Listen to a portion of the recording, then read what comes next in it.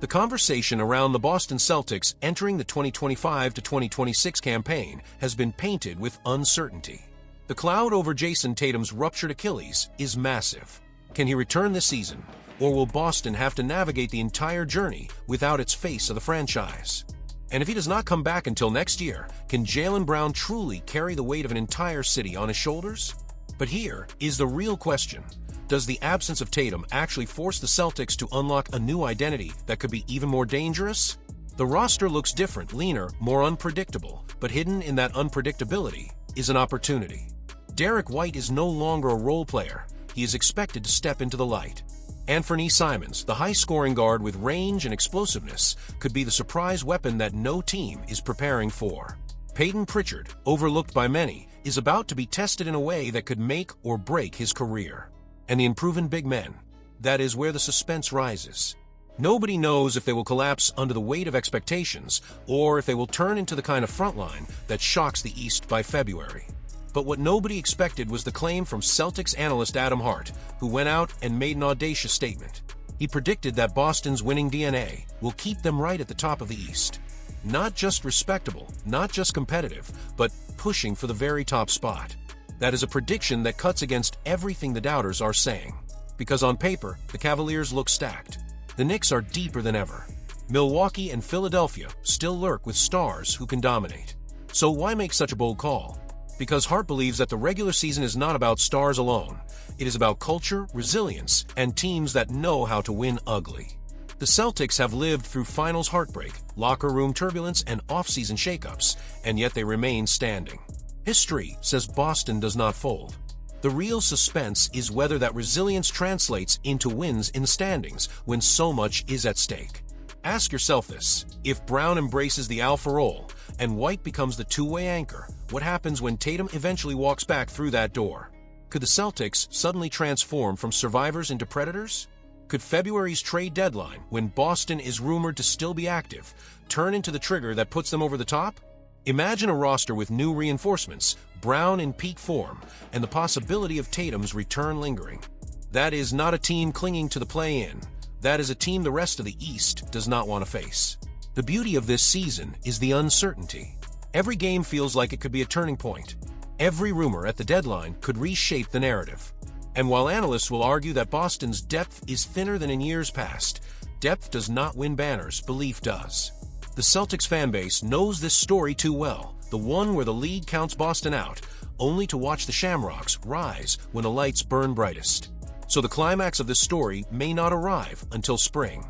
Will Boston climb toward the top seed against all odds, proving Hart's daring take right? Or will they play the role of silent hunter, lying in wait just below the surface, ready to strike when no one expects it? One thing is certain: the Boston Celtics are not walking into the 2025 to 2026 season quietly. They are carrying a storm, and that storm might just rewrite the Eastern Conference. One thing is certain: the Boston Celtics are not walking into the 2025 to 2026 season quietly. They are carrying a storm, and that storm might just rewrite the Eastern Conference. But as that storm builds in Boston, another shockwave has already erupted on the other side of the country. And then it happened. The news that nobody in Boston truly believed would ever come. Al Horford, the anchor of the Celtics frontcourt, the veteran presence who lifted the Larry O'Brien Trophy in 2024, is no longer wearing green. Instead, he is heading to the Bay Area, signing a multi-year deal with the Golden State Warriors. A move that instantly flipped the league's balance of power and left fans wondering, how did Boston let this happen, and what does it mean for the future of the Celtics? But before we break this down, hit the like button, subscribe, and smash that hype button. This is only the beginning of a story that will unfold with twists that nobody can predict. First of all, those guys have the right to make decisions for themselves, especially when they're unrestricted free agents. Al, I've been here, when I was coaching and flew down to Atlanta and was part of that group that tried to recruit Al to come here the first time. He left a couple years later, and then we were fortunate enough to get him back, right? So it feels like, even though there was a small interruption there, it feels like an unbelievable 8 years or somewhat of 6 years together, and 6 or 7 years together. And I just think, he deserves to make whatever decision he wants. We offered both Al and the opportunity to stay. But I think you can see where our contracts were with who we signed, that we were going to be handcuffed around the aprons a little bit. And I think that is part of the, we knew that there were going to have to be big moves. And then in addition to that, Luke played his way into a great opportunity and great contract, and we couldn't be more thrilled for him. Those phone calls are hard because you're not going to see those guys every day, but you're also like jacked for them, like to get a chance to do that. And then Al, same thing. Like, we gave Al an offer, and but there wasn't any expectation that he wouldn't take a bigger offer elsewhere and go play, because that's his right, and that's what and he's been great for us, and we very much value our time together. For 9 years, across 2 separate stints, Al Horford was not just a player, he was the steady heartbeat of Boston's roster.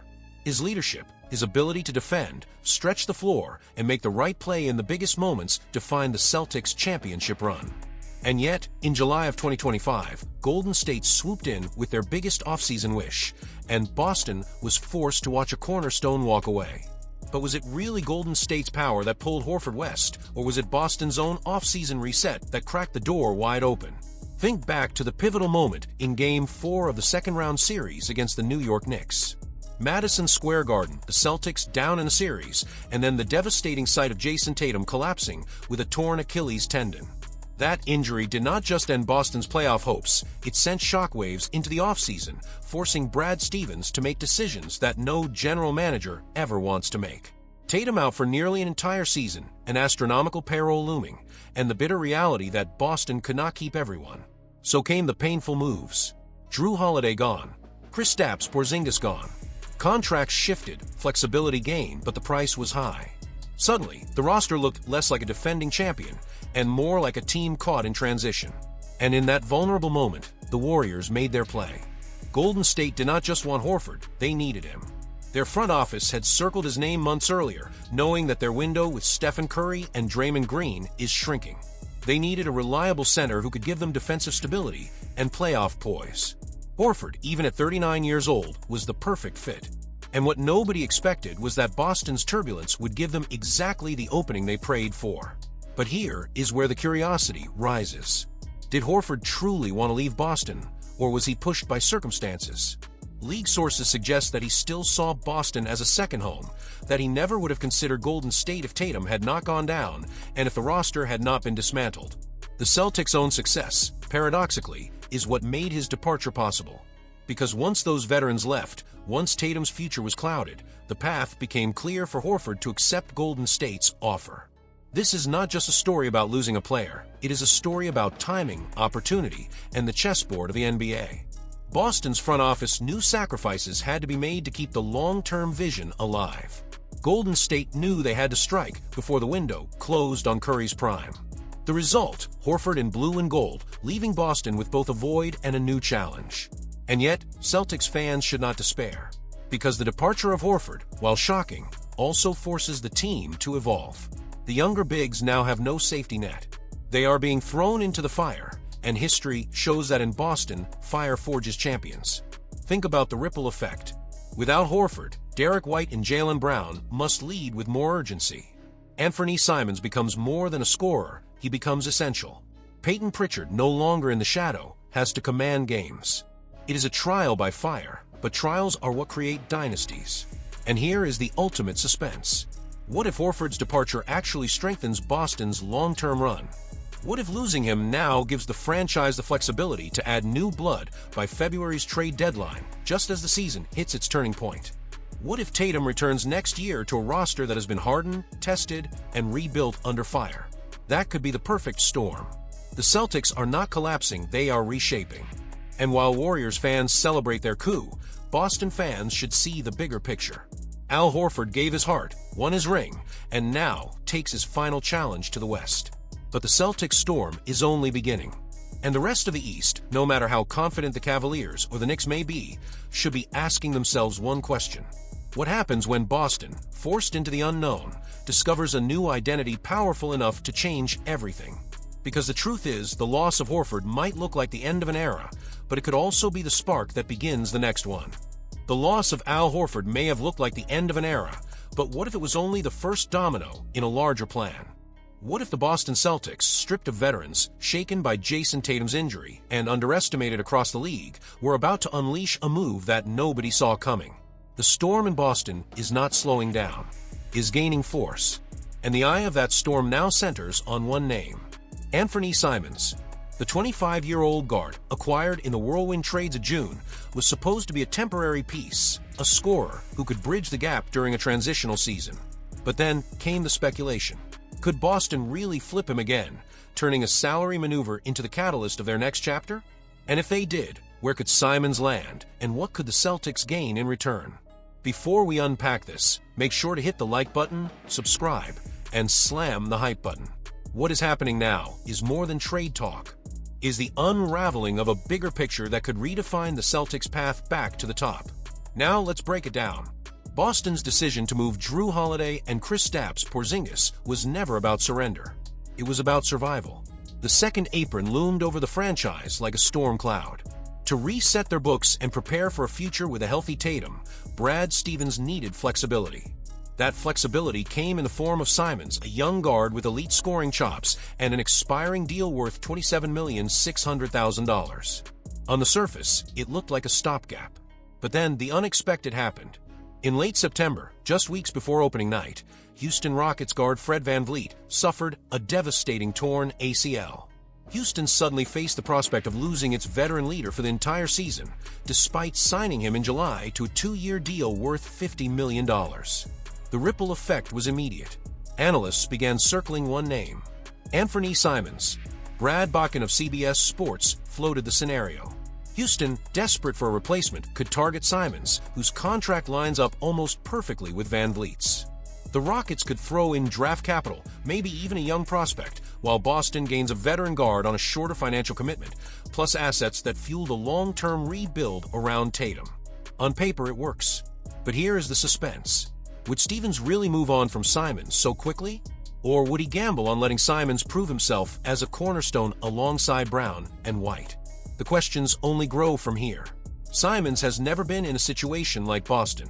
In Portland, he was a rising star trapped behind Damian Lillard. In Boston, with Tatum sidelined, the stage is his. What if he thrives, posting 25 points per night and forcing the Celtics to rethink their plans? What if his connection with Jaylen Brown becomes too electric to break apart? Fans have seen this movie before, a player meant to be temporary, suddenly becoming irreplaceable. Could Simons be that shock twist in the story? But what nobody expected was the timing of Houston's crisis. The Rockets are not just a team, they are a young squad hungry for relevance, sitting on draft capital and pressure to keep climbing. For them, Simons could be the perfect answer, a plug-and-play scorer who fills the void left by VanVleet. And for Boston, the return could be more than salary relief. It could be another weapon in February's deadline chess game.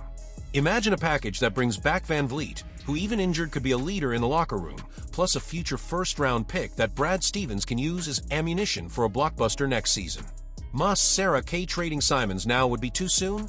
Could the Celtics risk losing a potential breakout star just to stockpile future assets? Or is this exactly the kind of bold, ruthless decision that separates franchises who survive from those who dominate? And then comes the real twist. What if Boston holds on to Simons, only to flip him not to Houston, but to another Western Conference contender desperate for scoring? The Los Angeles Clippers, reeling from inconsistent guard play. The Dallas Mavericks, searching for another option next to Luka Doncic. The possibilities are endless. Each scenario adds suspense. Each rumor fuels speculation. And each outcome could change the Celtics' destiny. Boston's storm is not a collapse, it is a reshaping. The trades, the injuries, the uncertainty, all of it is building towards something bigger. Fans should not see Simons as a sign of instability. They should see him as a pivot point. Because whether he stays and explodes into a star, or whether he becomes the key to unlocking more assets, his presence is proof that Brad Stevens is playing the long game. And here is the climax. Imagine February, the trade deadline buzzing. The Celtics, floating above the play-in, waiting for reinforcements. Jaylen Brown rising to the challenge. Derek White becoming indispensable. The young bigs hardening under pressure. And then the trigger. A Simons deal that nobody expected, bringing in the exact piece Boston needs. Or the decision not to trade him, unleashing a scoring punch that the rest of the East is not ready for. What nobody expected was that a cost-cutting move in June could end up being the turning point of the entire 2025 to 2026 campaign. Anfernee Simons is not just a name on the roster. He is the question mark, the suspense, the twist in the story. And the way Boston answers that question could be the difference between a transition year and the foundation of another championship run. The storm is here. The pieces are moving, and the league is watching.